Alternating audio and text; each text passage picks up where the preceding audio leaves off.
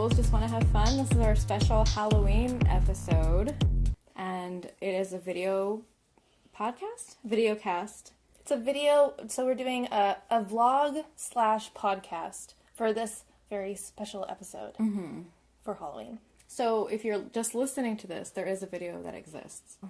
We can have links to that later. So, hi. Happy Halloween. Happy Halloween. Happy Ghouls Fool's Day. So, we are going to kick this off with our most memorable Halloween stories. I'm going to let you start. Oh, man. Halloween is my favorite holiday of all time. I kind of want to run up to the camera because my tattoos, if you can see, are all Halloween. She's pretty much like just promoting the holiday throughout the entire year. So if anybody gets a little too cheerful, she'll just bust out with some really freaky stories. It's really fun to be there to watch it when she does. I was supposed to be born on Halloween. It was the due date for when I was supposed to be born. And my mother loves Halloween movies, and she loves Christopher Lee. Christopher Lee, like, the guy with the voice from, like, well, he wasn't Sauron, he was the other guy from Lord of the Rings. Saruman? The bad wizard. The really freaky one. The anti-Gandalf. The white wizard. And then Gandalf was the gray. I dated a Lord of the Rings guy. I know he's the big bad guy with the evil army of orcs. Oh, see? God, I'm getting my... I read J.R. Tolkien so many times, too. Saruman was the wizard who was working for him. And he was the white wizard, because there's a ranking of wizards. You have the white wizard, then you have Gandalf the Grey, and then there's like some blue wizards and some other colored wizards. I officially lost my nerd We're going to cred. cut all of this. I hope I don't. I was supposed to be named after Christopher Lee because my mom was a big Hammerhouse fan, and they knew I was going to be a woman, or a girl. And they're like, Christopher Lee, great name for a baby girl. She won't be ostracized at all.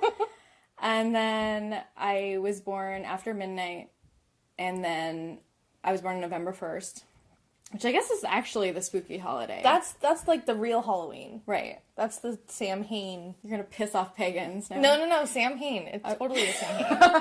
From the books I read, it's totally Sam Hain.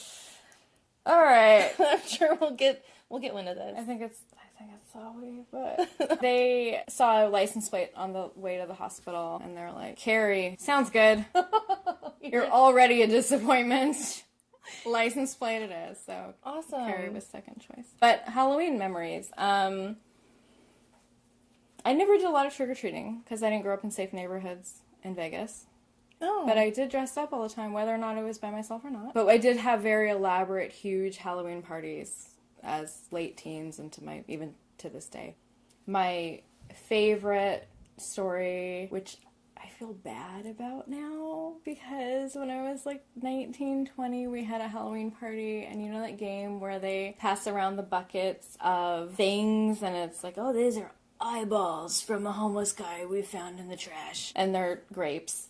And like, this is the intestines of murdered victim of wherever. We did that at a Halloween party, so we had everybody sit on the floor, we sat around. This is also, everybody's young adults, like 20, drinking, that sort of thing. Everybody's drunk. Sat in a big circle, I passed around a bucket. The first bucket I passed around was mashed banana. So the whole room smelled like banana. Then the next one we passed around was like, these are eyeballs, and they put their hands in. You had these girls that were there, and they were so bored, and they thought it was so stupid. And they sat down like, these are fucking grapes. This is wet paper towels. This is like sausage, whatever. Didn't give a shit. And then at the end of it, I turned the lights. Okay, guys, are you ready? The eyeballs are eyeballs. The stomach is a stomach.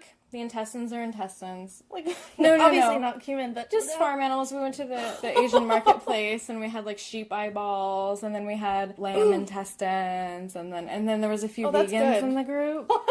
And they got really mad. Times are changing, so at the time I thought it was really funny. Now... That's still really funny, but... Well, now I am a vegetarian. It's really creepy. Oh.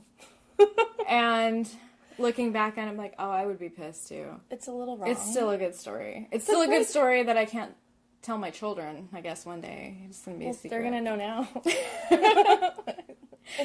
If they're really good at researching, they just type this like, Mom, why can't we eat meat?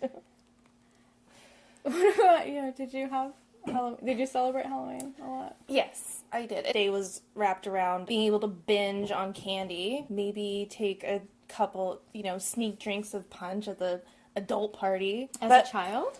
This is very old school. I probably shouldn't. I'm probably gonna cut that part. My most memorable Halloween story was when I was 18. Paired a friend's, she was an older friend of mine. I was the young friend. I was the tag-along friend. Mm-hmm. And we kind of paired her. But an older friend, you mean still younger than us right now? Should I not have said that? Okay. Yeah, we're deleting that part too. So, they were all old enough to drink, and I was 18. And this was her bachelorette party. Actually, I think she's divorced now. But this was pre-first divorce, when you're white-knuckling it through your first marriage. Mm-hmm. But she had an amazing bachelorette party, and I was there, and we were all drinking and smoking. There was a knock at the door, and now all of a sudden, everybody was just like, I'm drinking and smoking, and I'm not very used to all of this stuff. All I remember is everyone's like, be quiet, be quiet. And it was like a big freaking deal that there was a knock at the door, and this cop comes in. He's like, all right, who here is underage? And we had all set our drinks down, and I'm like trying to move any kind of empty bottle that I have. I probably had like a few drinks, but I've been smoking, and I was 18, so I'm really freaked out. And he announces, all right, I'm checking IDs. Whoever is under 21, let me know now. And I'm just like, deer in the headlights. I probably had the worst look on my face. And I remember everyone looking at me too, and feeling even weird, like, help me guys. But no one was helping me. And he's like, I'm checking IDs. You better tell me now. Just come forward or you're going to get in more trouble. So I just kind of held up my hand. Okay, I'm not 21, but not drinking. And he said, you're in big trouble. And all of a sudden the music came back on, and he's walking up to me, he's taking off his clothes, and he's kind of straddling me, and I'm super young, I have no idea what's going on. While everyone the mood just seems to lighten, and I just start whimpering and kind of crying a little. and he people are all what cops do? What's happening? People are kind of fucked up. But he was like, oh my God, are you okay? Are you okay? And then the women next to me, what's wrong? What's wrong? And I'm like, oh my God. I didn't know that we had a stripper and the big prank was being played on me because I was the baby in the group. I will never, ever forget that Halloween. I was dressed up like a sexy cat. Or what I thought was a sexy cat was supposed to look like at 18. I was not prepared to be assaulted by a police officer. Or a fake police officer. A fake police officer. Okay. Which, I was too young. Was it Velcro that just ripped open? I actually think or was it awkward and had to unbutton everything? No, I think some things were popping off while he was doing it. If I remember correctly, it was really it was it was very it was very forceful and graphic. It was just kind of forced onto me, where I'm just sitting there am I being arrested, or is this my okay? Is this my punishment? I'm not really a sexy cat. I'm not really. I'm scared. Okay. So we left off when you were talking about the prank that was pulled on me. Story. The stripper story. I'm drinking. I'm underage. I'm with a bunch of women that are of age. I'm the only one there underage. Did you ever do any of the Halloween games? Or not just Halloween games, but, when you're at the slumber party. I also didn't have a lot of girlfriends growing up. So this is also things I've seen on TV. Right, right. Like Bloody Mary. Right? Yeah, I did Bloody Mary. What is it? You go to the mirror and you say... I would do that with my cousins. I don't remember doing that when I was older, but I would do that with my cousins. I would convince them, we need to play Bloody Mary. We have candles, we go in the bathroom. And my cousins, Julie and Christy, they fell for this twice. We would do Bloody Mary, and then I'd leave the bathroom and hold the door. And they could never find the light. We were really young. But I remember just, I was that, asshole kid. I was like, let's play a game. And they're like, no, you'll do it again. No, I won't, I promise. I would be the one, waiting at the door, and I'd punch you right in the face. I got my hair pulled quite a bit. I never did Bloody Mary. I don't like mirrors and dark. I don't need it. I don't need it. I don't think anything ever happened, but they were a little too fearful to look in the mirror after I locked them in. Well, we were I need introduced Bloody to Mary coming out and doing whatever. What was she supposed to do? Because you're supposed to, like, threaten her. Like, you're supposed to go all up and, like, I have your child. Like, Bloody Mary, I have your child. You're supposed to ask her for wishes like a genie. No, are we playing different Bloody Marys? I think I made that up. No, I think you did. I think Bloody Mary just murders grant you. your wishes. She Is this bleeds how they from got her you eyes. in there? This is how I got them in there. She bleeds from her eyes, but she'll grant you wishes. Alright, it's just... This is take 3.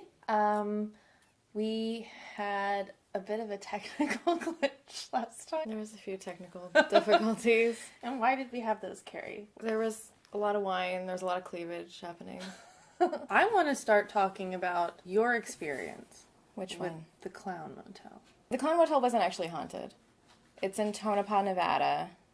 We were actually doing a little ghost hunting thing in the Goldfield Hotel, which is horrifying and also super fucking haunted. Tonopah is about 30 minutes north of that. We stayed the night there. The Goldfield Hotel is abandoned. You can't actually get in legally. But we stayed in the Clown Motel, which is decorated entirely in clowns. And when we get there to stay there, a friend went to the window and he opened up the window to get some fresh air, and he looked out there, and he goes, huh. Then he shuts he shuts the curtains again. I'm like, what's out there? He's like, nothing. So I open the windows. It's a fucking graveyard.